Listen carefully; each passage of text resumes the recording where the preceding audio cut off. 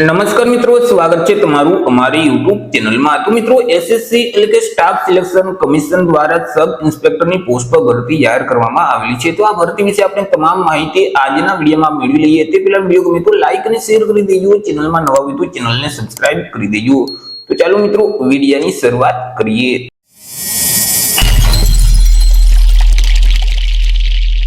तो मित्रों, आज भर्तीનું નોટિફિકેશન છે તે એસએસસી એટલે કે સ્ટાફ સિલેક્શન કમિશન દ્વારા બહાર પાડવામાં આવેલું છે। એસએસસી દ્વારા sub inspector in Delhi police અને સીએપીએફ એટલે કે સેન્ટ્રલ આર્મ પોલીસ ફોર્સની પરીક્ષા માટે મિત્રો અહીં નોટિફિકેશન જાહેર કરી દેવામાં આવેલું છે। તો સૌથી પહેલા આપણે વાત કરી લઈશું કંઈક અગત્યની તારીખ વિશે।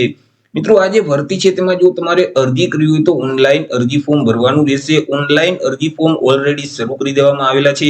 26/9/2025 થી અરજી ફોર્મ શરૂ કરવામાં આવેલા છે। 26/9/2025 થી લઈ અને 16/10/2025 સુધીમાં તમારે ઓનલાઈન અરજી કરવાની રહેશે।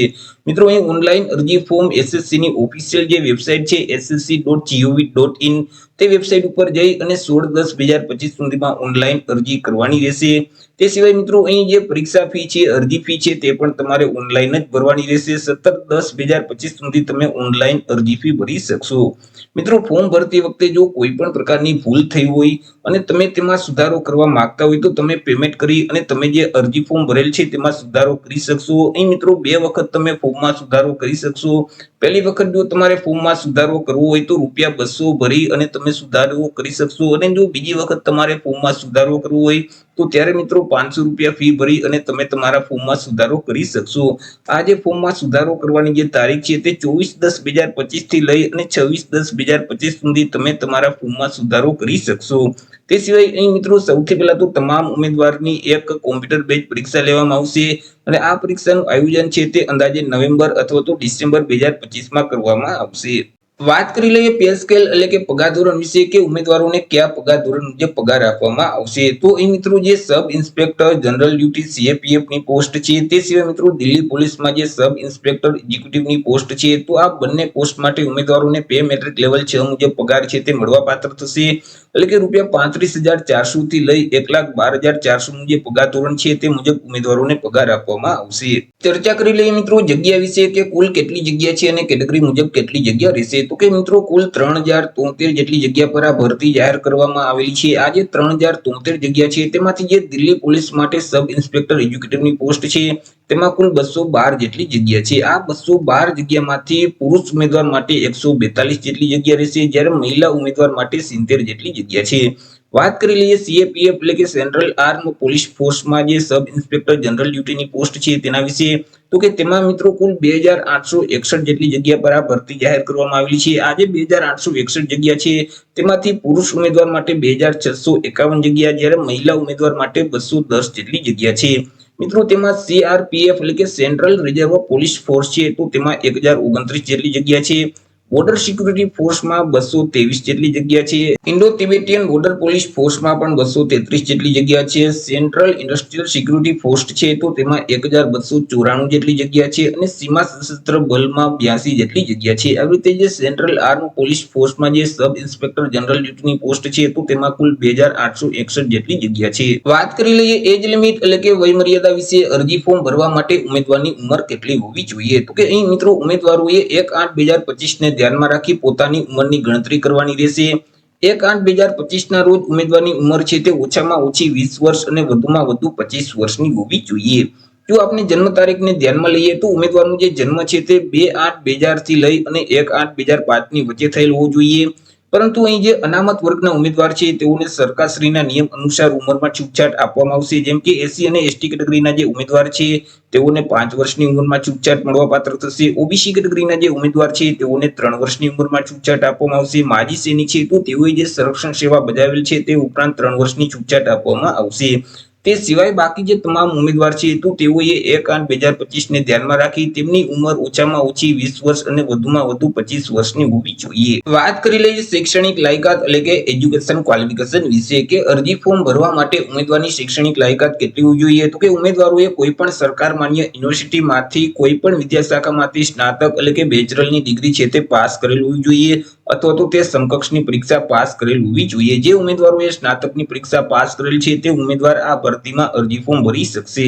વાત કરી લઈએ અરજી ફી વિશે કે કયા ઉમેદવારોએ કેટલી અરજી ફી ભરવાની રહેશે। તો એ મિત્રો જે તમામ વર્ગની મહિલા ઉમેદવાર છે, ત્યાર પછી એસસી કેટેગરીના તમામ ઉમેદવાર, એસટી કેટેગરીના તમામ ઉમેદવાર અને માજી સૈનિક છે, તો આ ઉમેદવારોએ અરજી ફી ભરવાની રહેતી નથી। તે સિવાય સામાન્ય, ઓબીસી અને ઈડબ્લ્યુએસ કેટેગરીના જે પુરુષ ઉમેદવાર છે તો તેઓએ અરજી ફી ભરવાની રહેશે। અરજી ફી તરીકે ₹100 છે તે ભરવાના રહેશે। અરજી ફી તમારે ઓનલાઈન જ ભરવાની રહેશે। તમે net banking, credit card, debit card કે યુપીઆઈ ના માધ્યમથી અરજી ફી ભરી શકશો। અરજી ફી છે તે 17/10/2025 સુધીમાં ઓનલાઈન ભરી દેવાની રહેશે। વાત કરી લઈએ મિત્રો સિલેક્શન પ્રોસેસ વિશે કે ઉમેદવારનું સિલેક્શન કેવી રીતે કરવામાં આવશે। તો ઉમેદવારનું જે સિલેક્શન છે તે અલગ-અલગ સ્પર્ધાત્મક પરીક્ષાના માધ્યમથી કરવામાં આવશે કે જેમાં સૌથી પહેલા તો એક લેખિત પરીક્ષા છે તે લેવામાં આવશે। આ જે પરીક્ષા છે તે ઓનલાઈન કોમ્પ્યુટર બેઝ લેવામાં આવશે। આ પરીક્ષા ઓબ્જેક્ટિવ પ્રકારની રહેશે, એટલે કે તેમાં એમસીક્યુ પ્રકારના પ્રશ્ન પૂછવામાં આવશે। અહીં તમારે અલગ-અલગ 2 પેપર છે તે આપવાના રહેશે કે જેમાં પેપર 1 માં 200 એમસીક્યુ પ્રકારના પ્રશ્ન પૂછવામાં આવશે। એક પ્રશ્નનો 1 માર્ક એટલે 200 માર્કનું પેપર રહેશે અને પેપર લખવા માટે તમને 2 કલાકનો સમયગાળો આપવામાં આવશે। તમને જે ક્વેશ્ચન પેપર આપવામાં આવશે તેમાં રીડિંગ પ્રકારના જે દાખલાઓ છે તેવા 50 દાખલા પૂછવામાં આવશે કે જેમના 50 માર્ક રહેશે। સામાન્ય જ્ઞાન સંબંધિત 50 પ્રશ્ન પૂછવામાં આવશે કે તેમના પણ 50 માર્ક રહેશે। ક્વોન્ટિટેટિવ એપ્ટિટ્યુડ એટલે કે ગાણિતિક સંબંધિત જે દાખલાઓ છે તેવા પણ 50 દાખલા પૂછવામાં આવશે, તેમના પણ 50 માર્ક રહેશે। અને ઇંગ્લિશ ગ્રામર સંબંધિત 50 પ્રશ્ન છે તે પૂછવામાં આવશે, તેમના પણ 50 માર્ક રહેશે। એ મિત્રો ઇંગ્લિશ ગ્રામરના જે પ્રશ્ન છે તે ઇંગ્લિશ ભાષામાં જ પૂછવામાં આવશે। બાકી જે તમામ પ્રશ્ન છે તે ઇંગ્લિશ અને હિન્દી બંને ભાષામાં પૂછવામાં આવશે। ત્યાર પછી મિત્રો પેપર 2 છે તેમાં ઇંગ્લિશ ભાષા અને ઇંગ્લિશ ગ્રામર સંબંધિત 200 એમસીક્યુ પ્રકારના પ્રશ્ન છે તે પૂછવામાં આવશે અને 200 માર્કનું તે પણ પેપર રહેશે। પેપર લખવા માટે 2 કલાકનો સમયગાળો આપવામાં આવશે અને તમામે તમામ પ્રશ્ન છે તે ઇંગ્લિશ ભાષામાં જ પૂછવામાં આવશે। મિત્રો આ જે બંને પેપર છે તેમાં માઇનસ પદ્ધતિ લાગુ પડશે। જો તમે પ્રશ્નનો જવાબ છે તે ખોટો ટીક કરો છો તો તમે જે સાચો જવાબ આપેલ છે જે પ્રશ્નનો અને તમને 1 માર્ક મળેલ છે તેમાંથી 0.25 માર્ક માઇનસ કરી દેવામાં આવશે। વાત કરી લઈએ પરીક્ષા કેન્દ્ર વિશે કે ગુજરાતમાં કયા કયા કેન્દ્ર ઉપર આ પરીક્ષાનું આયોજન કરવામાં આવશે। તો ગુજરાતમાં અમદાવાદ, ગાંધીનગર, આણંદ, રાજકોટ, સુરત અને વડોદરા, તો આટલા 6 શહેર ખાતે આ પરીક્ષાનું આયોજન છે તે કરવામાં આવશે। જે ઉમેદવાર લેખિત પરીક્ષામાં પાસ થઈ જશે એટલે આગળ તેઓએ શારીરિક કસોટી આપવાની રહેશે। શારીરિક કસોટીમાં જે પીએસટી છે એટલે કે ફિઝિકલ જે સ્ટાન્ડર્ડ ટેસ્ટ છે તેમાં ઉમેદવારની ઊંચાઈ અને છાતીનું માપ છે તે લેવામાં આવશે। તેમાં જે પુરુષ ઉમેદવારની જે ઊંચાઈ છે તે ઓછામાં ઓછી 170 સેન્ટીમીટર હોવી જોઈએ, પરંતુ અહીં જે એસટી કેટેગરીના જો પુરુષ ઉમેદવાર હોય તો તેમની જે ઊંચાઈ છે તે ઓછામાં ઓછી 162.5 સેન્ટીમીટરની હોવી જોઈએ। છાતીની વાત કરીએ તો પુરુષ ઉમેદવારની જે ફુલાવ્યા વગરની છાતી છે તે 80 સેન્ટીમીટર, જ્યારે ફુલાવેલ છાતી છે તે 85 સેન્ટીમીટરની હોવી જોઈએ, પરંતુ એસટી કેટેગરીના જો પુરુષ ઉમેદવાર હોય તો તેમની જે ફુલાવ્યા વગરની છાતી છે તે 77 સેન્ટીમીટર, જ્યારે ફુલાવેલ છાતી છે તે 82 સેન્ટીમીટરની હોવી જોઈએ। ફુલાવ્યા વગરની છાતી અને ફુલાવેલ છાતી આ બંને વચ્ચે ઓછામાં ઓછું 5 સેન્ટીમીટરનું ડિફરન્ટ આવવું જોઈએ। તે સિવાય મહિલા ઉમેદવાર વિશે વાત કરીએ તો મહિલા ઉમેદવારની જે ઊંચાઈ છે તે ઓછામાં ઓછી 157 સેન્ટીમીટર હોવી જોઈએ, પરંતુ અહીં એસટી કેટેગરીના જો મહિલા ઉમેદવાર હોય તો તેમની ઊંચાઈ છે તે ઓછામાં ઓછી 154 સેન્ટીમીટર હોવી જોઈએ। તે સિવાય પીઈટી છે તે લેવામાં આવશે। તેમાં પુરુષ ઉમેદવારની વાત કરીએ તો પુરુષ ઉમેદવારોએ પહેલા તો 100 મીટરની દોડ કરવાની રહેશે કે જે 16 સેકન્ડમાં પૂરી કરવાની। ત્યાર પછી 1600 મીટર એટલે કે 1.6 કિલોમીટરની દોડ છે તે કરવાની રહેશે કે જે 6 મિનિટ અને 30 સેકન્ડની અંદર એટલે કે 6.5 મિનિટની અંદર આ દોડ પૂરી કરવાની રહેશે। લાંબી કૂદ છે તે મિત્રો 3.65 મીટરની રહેશે અને તેમાં 3 ચાન્સ આપવામાં આવશે। ઊંચી કૂદ છે તે 1.2 મીટરની રહેશે, તેમાં પણ 3 ચાન્સ આપવામાં આવશે। શોર્ટપુટ છે તે મિત્રો 4.5 મીટરના રહેશે અને તેમાં પણ 3 ચાન્સ આપવામાં આવશે। અહીં મહિલા ઉમેદવારની વાત કરીએ તો મહિલા ઉમેદવારોએ જે પેલા 100 મીટરની દોડ છે તે 18 સેકન્ડની અંદર પૂરી કરવાની રહેશે। 800 મીટરની દોડ છે તે 4 મિનિટની અંદર પૂરી કરવાની રહેશે। લાંબી કૂદ છે તે 2.7 મીટરની રહેશે અને ઊંચી કૂદ છે તે 0.9 મીટરની રહેશે અને લાંબી કૂદ અને ઊંચી કૂદ બંને માટે 3 ચાન્સ આપવામાં આવશે। ત્યાર પછી ઉમેદવારની એક મેડિકલ પરીક્ષા લેવામાં આવશે અને ત્યાર પછી ડોક્યુમેન્ટ વેરિફિકેશન કરવામાં આવશે। તો આવી રીતે મિત્રો સ્ટાફ સિલેક્શન કમિશન દ્વારા સબ ઇન્સ્પેક્ટરની પોસ્ટ પર ભરતી જાહેર કરવામાં આવેલી છે। તો આશા રાખું છું વિડીયો પસંદ પડ્યો હશે। વિડીયો પસંદ પડ્યો તો લાઈક અને શેર કરી દેજો। ચેનલમાં નવા હોય તો ચેનલને સબસ્ક્રાઇબ કરી દેજો। ફરી મળીશું એક નવા ટોપિક સાથે એક નવા વિડીયોમાં। ત્યાર સુધી જય હિન્દ, વંદે માતરમ।